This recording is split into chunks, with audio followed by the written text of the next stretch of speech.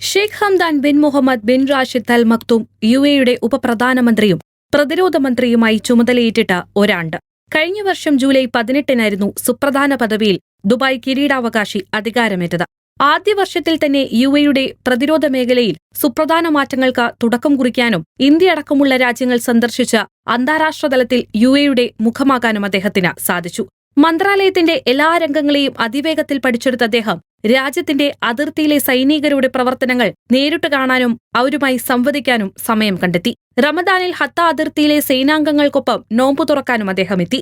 അന്താരാഷ്ട്ര തലത്തിലും ശ്രദ്ധേയമായ സന്ദർശനങ്ങളുമായി ഷെയ്ഖ് ഹംദാൻ കഴിഞ്ഞ ഒരു വർഷക്കാലം നിറഞ്ഞുനിന്നു.